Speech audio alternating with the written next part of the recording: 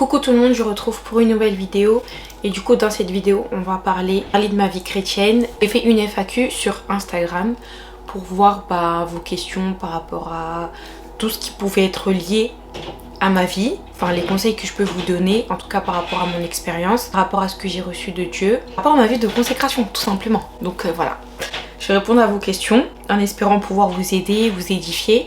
On va faire tout ça par la grâce de Dieu. Que le Saint-Esprit me guide seulement. Au nom de Jésus. Amen. Franchement, j'étais assez surprise parce que j'ai reçu pas mal de questions. Bref, on commence sans plus tarder. Alors, première question, ton compte Insta chrétien s'appelle comment? Mon compte Insta chrétien, c'est I am blessed. Je vais vous le mettre dans ma barre d'infos, comme ça, il n'y a pas de souci. Mais voilà, mon compte, c'est I am blessed. Alors ensuite, on m'a posé comme question, comment tu fais pour attendre le bon? Entre parenthèses, si tu l'as pas encore trouvé. Comment je fais pour attendre? J'attends et je prie. Parce que oui, je ne l'ai pas encore trouvé, mais par la grâce de Dieu, ça va arriver, ça va arriver. Voilà, ça va arriver quand il sera temps, tout simplement, quand ce sera le temps de Dieu, pas le mien. Je prie pour que Dieu me préserve, pour que Dieu me garde des mauvaises personnes, que je ne puisse pas tomber sur un homme mauvais, tout simplement. Et également pour que Dieu puisse me donner le discernement par rapport aux personnes qui m'approchent. Parce que je pense que quand on est une fille, parce qu'en général c'est des filles, on se fait approcher, voilà, que ce soit par des frères en Christ ou non. Mais voilà, faut veiller. Comme on nous dit dans la Bible, il faut toujours veiller et prier. Très très attention, comme je vous l'ai déjà dit, dans les fréquentations, que ce soit au niveau amoureux ou au niveau amitié, enfin amical. Voilà, moi c'est des choses avec lesquelles je rigole pas trop. Genre j'essaie de vraiment faire attention, donc je remets ça vraiment en prière. Et voilà quoi, faut vraiment prier. Pour répondre à ta question, je te dirais la prière. La prière, il n'y a pas 10 000 solutions. Veiller et prier. Est-ce que ça t'arrive d'être en baisse de foi et qu'est-ce que tu fais quand ça t'arrive?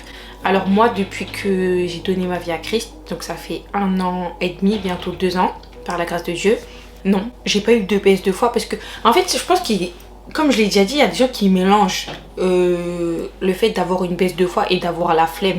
Alors oui, des fois j'ai déjà eu la flemme, par exemple la flemme de prier, la flemme de lire, etc.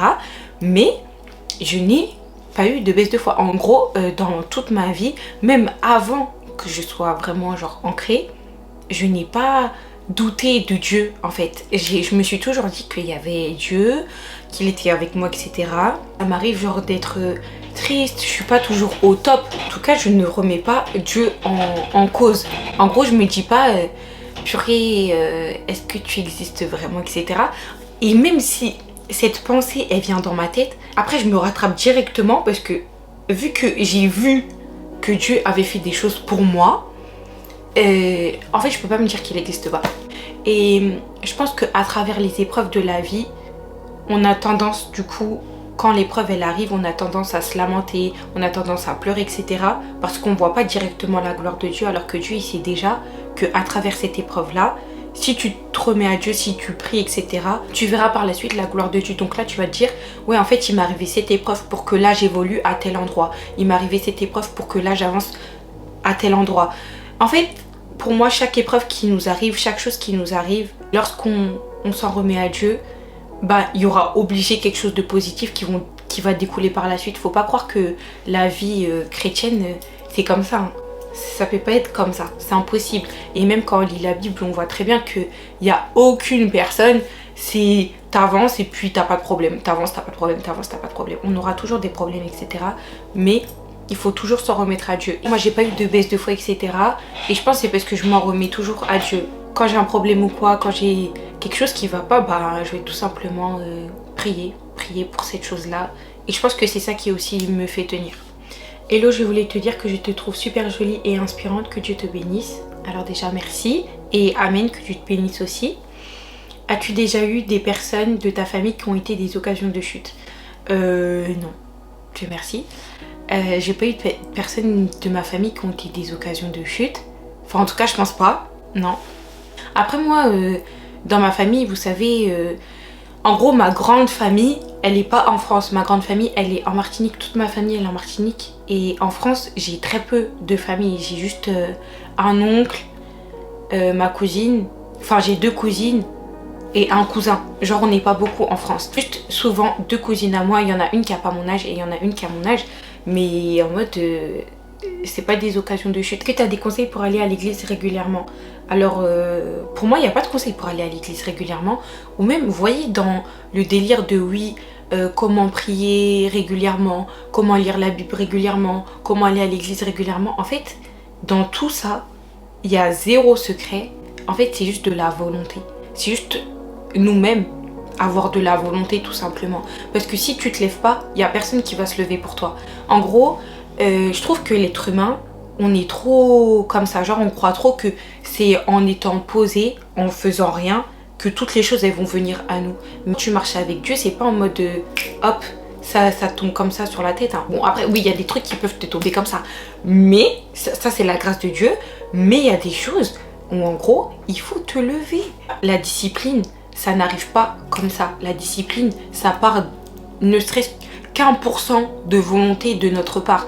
Donc si tu as vraiment la volonté d'aller à l'église, tu trouveras le moyen d'aller à l'église régulièrement. C'est obligé. La même chose pour lire la Bible, c'est la même chose pour prier. À partir du moment où vous mettez cette discipline-là, ça va rentrer dans votre cerveau et vous allez y aller systématiquement. Mais si vous vous laissez aller, bah c'est sûr que c'est impossible d'y aller systématiquement parce que bah, y aura un laisser-aller. On peut se faire baptiser à n'importe quel moment de l'année. Alors personnellement, moi j'ai fréquenté plusieurs églises et je sais qu'il y a des églises pour te faire baptiser. Tu as des temps, il y a des dates précises pour te faire baptiser, etc. Et je pense qu'il faut se rapprocher du coup de ton église et voir avec eux pour voir quand est-ce qu'ils ont programmé les baptêmes. Et là tu pourras te baptiser. De toute façon je crois dans toutes les églises c'est comme ça en vrai.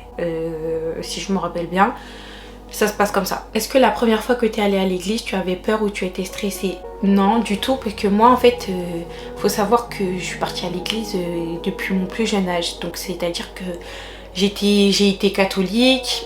Après voilà, j'ai eu un long processus qui fait que bah j'étais à l'église très jeune, donc ça veut dire que j'ai baigné dedans et j'ai pas eu de moment de stress. Et dans toute ma vie je suis toujours partie à l'église avec ma famille, sauf une fois je suis partie à l'église avec une copine. J'avais pas aimé et j'étais hyper stressée parce que, enfin non j'étais pas hyper stressée mais j'étais un peu stressée parce que aller dans une nouvelle assemblée, t'es nouveau, t'es nouvelle et tout, il y a un petit stress parce que tu dois te présenter en général. Donc voilà, mais sinon en soi non je suis pas trop stressée. Alors ensuite on m'a dit t'as déjà eu des songes? Oui, ouais j'ai déjà eu des songes. D'ailleurs à un moment je rêvais beaucoup. Mais oui j'ai déjà eu des songes. Je pense qu'on en a tous déjà eu en vrai. Tu as eu des moments où tu as été moins consistante et comment y remédies-tu?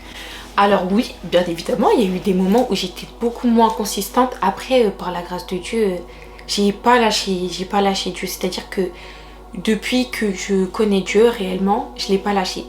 Donc déjà je suis grave contente parce que moi, de base j'aime beaucoup abandonner pour rien. En plus à chaque fois qu'il y a un obstacle, il y a des fois j'abandonne des trucs et tout.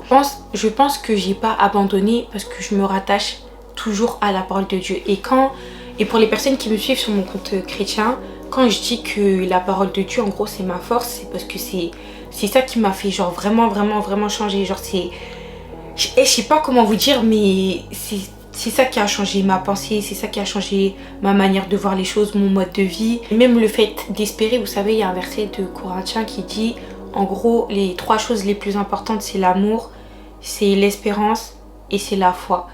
Et ces 3 choses-là, je prie toujours pour les avoir. C'est les 3 choses que je veux absolument. Et c'est les 3 choses, en gros, que je veux qui demeurent tout le temps au-dedans de moi. En gros, il y a un mois à peu près, j'étais dans une période où, à chaque fois, les filles, à chaque fois que je voulais lire ma Bible ou à chaque fois que je voulais prier, c'est comme si il y avait un truc qui s'opposait. En gros, on allait me déranger, j'allais recevoir un message alors qu'on ne me contacte jamais, j'allais recevoir un truc.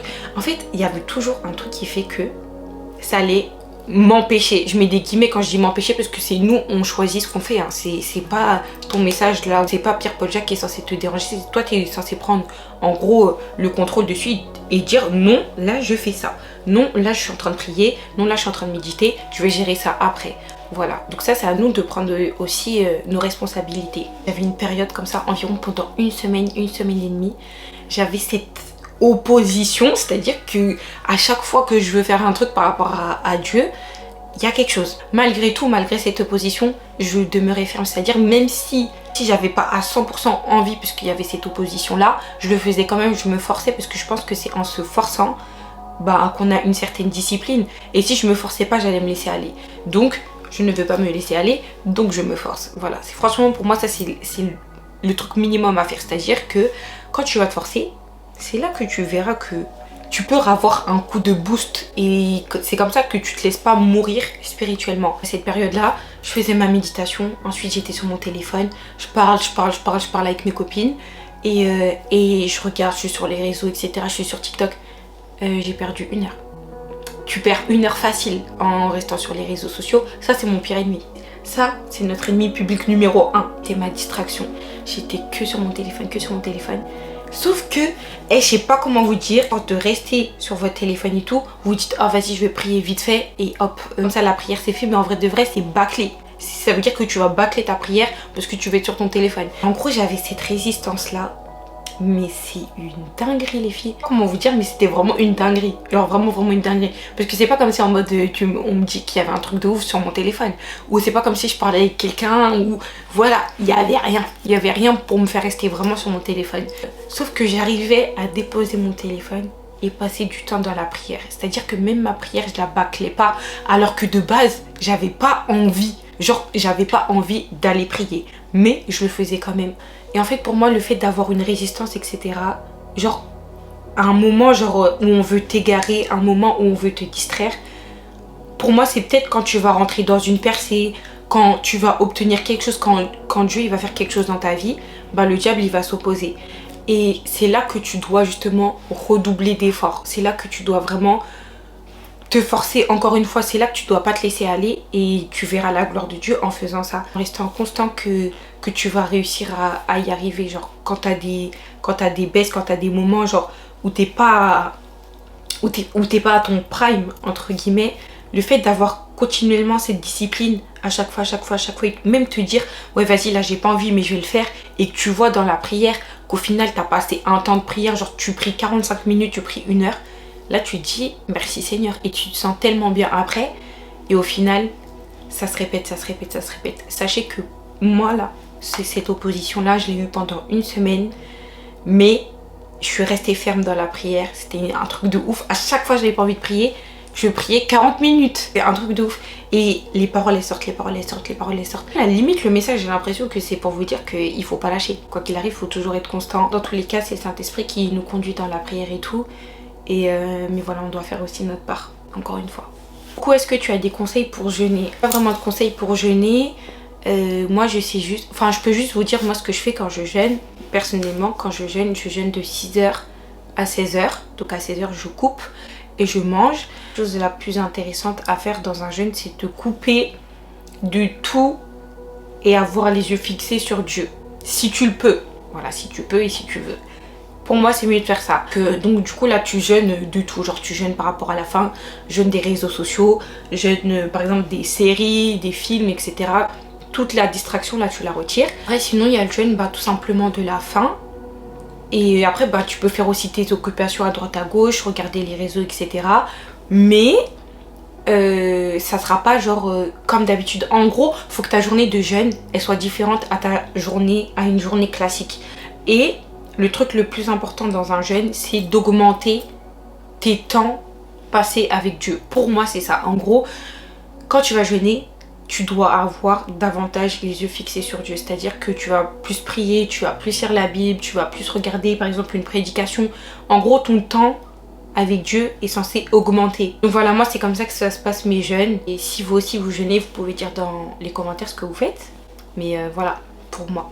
On m'a dit, alors toujours par rapport au jeûne, tu jeûnes tous les combien de temps à peu près? Moi je jeûne minimum 1 fois par semaine. En général j'aime bien jeûner en début de semaine. Mais voilà, je jeûne 1 fois par semaine. Après je peux jeûner 2 fois par semaine. En fait ça va dépendre aussi si j'ai un besoin. J'augmente mon temps de jeûne pour attirer la faveur de Dieu. Donc voilà, ça dépend.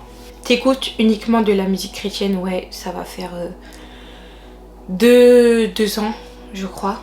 Ça fait 2 ans, je crois, 2 ans et demi que j'écoute que de la musique chrétienne, j'écoute plus de musique mondaine. Un conseil pour rester dans la discipline, comme je vous l'ai dit au début de ma vidéo, il n'y a pas de conseil pour rester dans la discipline, c'est de la volonté. Et je le dirai jamais assez, c'est de la volonté. C'est toi qui décides. C'est comme si je te dis, en gros, comment tu fais pour aller tous les jours au travail. C'est-à-dire que tu te forces, tu te lèves chaque matin et tu vas au travail. Comment tu fais pour apprendre tes leçons? Comment tu fais pour apprendre tes leçons? C'est en gros, tu vas dans ta chambre, tu lis ta leçon, tu l'apprends, etc. Nanana, et après, ça devient un automatisme. En gros, la discipline, c'est quelque chose qui part de nous. C'est-à-dire que des fois, tu as des obligations, etc. Et en vrai de vrai, ça, c'est même pas obligé, mais tu peux pas avoir une vie chrétienne et ne rien faire à côté. Donc voilà. Mais en gros, dis-toi que tout part de toi. Tout part de toi si tu te lèves, de toi si tu décides de changer ta vie, etc. C'est là, c'est là. C'est là le moment décisif, c'est toi qui le prends. Et c'est là que tu auras une vraie routine, que tu seras discipliné, etc. Comment tu fais pour garder la foi toute l'année et ne jamais avoir de doute? Alors, moi j'ai des fois des doutes, hein, les filles, vous savez. J'ai des moments où en gros, je doute pas de Dieu, mais parfois je suis déçue à cause de certaines choses. Et je vois des choses dans le monde, en gros, qui me déçoivent, qui m'attristent, etc. Mais un coup. En gros, ça me met un coup et après... je me réconforte encore une fois dans la parole de Dieu, c'est-à-dire que il arrive ça, après je me dis mais non, c'est pas possible, de toute façon Dieu t'as des projets de paix et de bonheur pour moi. Encore une fois, ma force, je la trouve dans la Bible, ma force, je l'ai trouvée dans les Écritures, et c'est comme ça que je me rassure, et c'est comme ça qu'en gros, que ma foi, elle est constante. C'est comme ça que ma foi, ou sinon, soit elle est constante, soit elle augmente. Ma foi, elle se baisse pas parce que je me nourris quotidiennement de la parole de Dieu, donc ça veut dire que, vu que j'ai cette nourriture quotidienne qui fait que je ne peux que avoir la foi parce que je crois et je vois surtout, il y a des choses que j'ai vues. À partir du moment où tu vois qu'il y a un petit truc qui t'attriste, un petit truc qui te rend mal et tout, ben tu lis ta Bible. Et je parle pour les personnes qui ont l'habitude de lire la Bible. Quand vous avez lu votre Bible et tout, vous avez vu, il y a beaucoup de versets qui nous rassurent, il y a beaucoup de versets qui nous fortifient, il y a beaucoup de versets qui nous encouragent. Donc, en gros, à travers ces versets-là, les versets, ils n'ont pas été faits genre juste pour nous raconter une histoire, ça a été fait pour que nous, on puisse aussi changer notre vie, pour que nous, on puisse aller, entre guillemets, dépasser cette étape du naturel et d'aller dans le surnaturel par notre foi. Tu lis du coup des paroles et on peut se dire, humainement parlant, charnellement parlant, ouais vas-y je lis juste ça, je sais pas en vrai de vrai si Dieu il existe, mais vu que j'ai la foi en Jésus, vas-y, je crois qu'il va se passer ça. Je crois que sa parole, elle va se réaliser. Je crois que il y aura un changement dans ma vie. Et c'est là, c'est à partir de ce moment-là que tu vas voir les choses arriver dans ta vie. Parce qu'on nous dit, en gros, si tu crois, tu verras la gloire de Dieu. Si tu crois, genre il y a le mot croire. Ça veut dire que si tu crois pas, c'est cuit. Et c'est là que tu dois, en gros, faire cette étape de surnaturel. C'est de croire que tu as déjà reçu la chose. Ça aussi, c'est un autre verset. En gros, crois déjà que tu as reçu la chose que tu demandes et tu la verras. Et ça, c'est tellement réel. Et il y a Matthieu 21-22, un verset sur lequel j'ai beaucoup prié. La plupart du temps, à chaque fois que j'ai prié sur ce verset-là pour quelque chose, la chose, je l'ai eue. Donc Matthieu 21-22, c'est si vous avez la foi, vous recevrez tout ce que vous demanderez dans la prière. Mais vous voyez, c'est encore une question de foi, encore une question de croire, etc. C'est aller vraiment dans la dimension du surnaturel. Donc voilà, c'est au-dedans de toi, tu dois croire vraiment.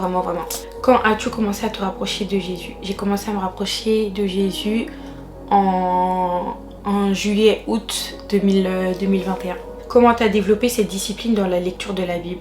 Bah, ça a commencé du coup pareil, en août 2021, j'ai commencé à lire ma Bible. Au début, vous savez, j'avais les Bibles à 2 €, là, la Bible standard là, que tout le monde achète. J'avais celle-ci parce que bah, c'était des bibles que ma famille elle achetait. Et je me disais vas-y je vais la lire. Et je l'avais déjà lue sauf que je comprenais rien. Et j'étais pas vraiment intéressée etc. Donc je la lisais en tort et à travers. Et au moment où j'ai voulu vraiment m'intéresser à Dieu, donc cette période en été 2021, je commençais à lire cette Bible. Mais j'étais pas captivée. J'ai commencé à regarder sur internet et j'ai regardé Bible. Genre j'ai tapé Bible pour m'acheter ma propre Bible. En fait je voulais m'acheter ma propre Bible avec mes sous. Je voulais que ça soit moi qui fasse ce pas vers Dieu, vous voyez. Et du coup je trouve une Bible bleue, pas chère. Elle était je crois à 10 €. Et il y avait écrit Bible pour jeunes. Donc je me suis dit vas-y, Bible pour jeunes. Je suis jeune, j'avais 21 ans. Je suis jeune et tout. Je vais commencer à lire la Bible. Voilà, je l'apprends en plus. À l'époque, je connaissais pas genre les différentes versions. En gros, si on me dit il y a différentes versions de la Bible, j'allais regarder la personne en mode qu'est-ce qu'elle me raconte. Je savais pas qu'il y avait Louis II, Semeur, Parole de vie, tout ça là, je connaissais pas. Mais du coup, j'ai acheté ma Bible, j'ai commencé à la lire. J'ai appelé mon père parce que mon père il était pas là quand j'ai commencé à consacrer ma vie à Christ. Il n'y avait pas mes parents ils n'étaient pas chez moi parce que j'étais partie en Martinique, donc ça veut dire ils ont vu que j'étais devenue chrétienne quand ils sont revenus de vacances. C'est une dinguerie de ouf. J'appelais souvent mes parents FaceTime et je lui ai dit un jour ouais papa j'ai commencé à lire la Bible et tout. Et j'avais commencé je crois par la Genèse. Il m'a dit ouais Canel c'est mieux de lire les évangiles en premier. Donc il me dit ouais tu commences par Matthieu ou tu commences par Jean. J'ai dit ok, j'ai terminé de lire la Genèse et ensuite j'ai commencé à lire les évangiles. Et c'est là que tout a commencé. En gros, au début je me faisais violence parce que c'est-à-dire que pour moi quand on commence par l'Ancien Testament, je trouve c'est plus dur de s'accrocher. Alors que quand on commence par les évangiles, tu t'accroches direct. En tout cas moi personnellement je me suis accrochée directement. C'est-à-dire que quand j'ai lu Matthieu, j'étais en mode purée mais c'est quoi cette dinguerie. En fait je sais pas comment vous dire, je lis un passage je suis là, un autre passage je suis là, non c'est trop fort. En fait plus j'avançais dans ma lecture, plus je me disais c'est une dinguerie, c'est une dinguerie, c'est une dinguerie. Mais comment on peut penser comme ça, comment on peut faire ci, comment... En fait vous voyez quand ton esprit il commence à s'ouvrir, c'est là que mon esprit il a commencé à s'ouvrir, genre une illumination. Et en fait le fait d'avoir envie de connaître les histoires de la Bible, le fait de m'être accrochée du coup à cette parole qui était nouvelle pour moi, ce nouveau système de pensée, etc. Je me suis dit ah ouais on doit faire ça, non, on doit faire ça. J'étais choquée, moi je savais pas, j'avais pas de connaissances vis-à-vis de ça. Et un jour je me suis dit vas-y Canel tu lis la Bible, parce qu'au début je la lisais juste le soir, j'avais pas d'heure et tout, je la lisais juste le soir comme ça. Et un jour je me suis dit vas-y à partir de 20h, avant c'était 20h, je coupe mon téléphone, hop je lis la Bible 1 heure. C'était ça, routine, minimum. Lire la Bible 1 heure, hop, tac. Et en fait c'est ça, j'ai commencé à faire ça tous les jours. Après j'ai commencé à me dire ouais Canel, lis la Bible le matin. J'ai commencé à lire la Bible le matin et le soir. Tac, discipline. Et c'est comme ça qu'en gros que j'ai enchaîné. Et ça a permis que je puisse connaître les histoires de la Bible, que je puisse changer aussi sur certaines choses. Parce que c'est bien de connaître, mais si tu changes pas, ça sert à rien. Donc voilà, c'est tout ça qui a fait que je puisse avoir une discipline. Et tu es chrétienne depuis toujours ou tu t'es convertie? Alors déjà, c'est impossible de n'être chrétien. Être chrétien, en gros, tu le deviens. Vous voyez, moi avant, quand je disais ouais je suis chrétienne, non je suis désolée, j'étais pas chrétienne. Être chrétien ou chrétienne, ça veut dire suivre Jésus, ça veut dire renoncer à soi-même, porter sa croix tous les jours. Je ne renonçais pas à moi-même du tout. Et c'est Dieu qui m'a choisi, c'est Dieu qui m'a attiré vers lui. Et en gros, moi j'ai accepté. Et à partir du moment où je l'ai accepté, c'est là que je suis devenue chrétienne. Du coup non, j'ai pas toujours été chrétienne. Après, si on ne rentre pas du coup dans la parole de Dieu par rapport à tout ce que je viens de vous dire, j'ai été du coup, comme je l'ai dit au début de ma vidéo, dans une famille qui nous a toujours inculqué ces valeurs-là du christianisme. J'allais du coup à l'église très petite, j'avais fait ma première communion, j'avais fait mon baptême de la religion catholique, j'avais des cours de catéchisme, et avant on n'allait pas à l'église tous les dimanches. Ensuite on a été évangélique. Je mets des termes pour que vous puissiez comprendre parce que sinon vous n'allez pas comprendre, mais moi je suis pas dans le truc de branche là, parce que déjà dans la Bible on ne parle pas de branche, mais j'emploie ces termes là, comme ça vous pouvez comprendre ce que je dis. Mais après j'ai pris du coup mon baptême en 2014, où j'ai été complètement plongée par immersion. J'étais pas chrétienne parce que c'était pas moi qui avais choisi, c'était juste des valeurs que mes parents m'avaient inculquées, c'était pas moi qui avais fait ce choix là, genre en gros de donner ma vie à Christ, etc. Et dans tous les cas je l'avais pas donné parce que c'était juste quelque chose de... C'était une façade en fait, c'était une façade que moi-même je n'avais pas choisie. Et d'ailleurs vous voyez le fait de se baptiser, etc. Quand par exemple une personne elle se baptise, mais si elle n'a pas la connaissance des choses, si elle sait pas entre guillemets ce qu'elle fait, c'est pour ça qu'en général vous voyez que les évangéliques ils baptisent pas leurs enfants. C'est pas genre tu nais, on te baptise, etc. En gros c'est toi qui dois prendre ce choix là, tu dois te dire oui j'accepte Jésus comme mon Seigneur et Sauveur, oui je décide de donner ma vie à Christ, Et c'est là que tu te baptises. Et c'est là que tu reconnais Dieu. Et c'est là que tout part, en gros. C'est là que tout commence. Parce que vous voyez, moi, j'ai pris mon baptême en 2014. Et en 2014, ma vie, elle n'a pas changé. C'est-à-dire que je me suis baptisée.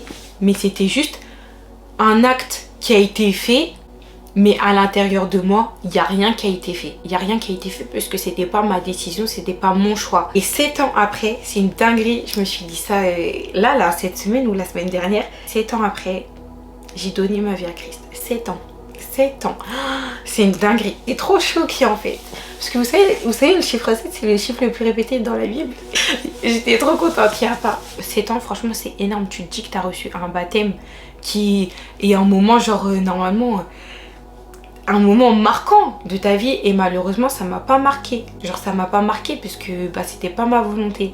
Mais c'est pas grave parce que aujourd'hui j'ai été marquée en août par la parole de Dieu. J'ai été marquée en donnant ma vie à Christ, mais en le faisant avec mon cœur, pas avec l'acte. De toute façon tout était écrit, tout était prévu, donc gloire à Dieu dans tous les cas. Voilà par rapport au baptême, par rapport du coup par rapport au fait qu'on ne naît pas chrétien, mais on le devient.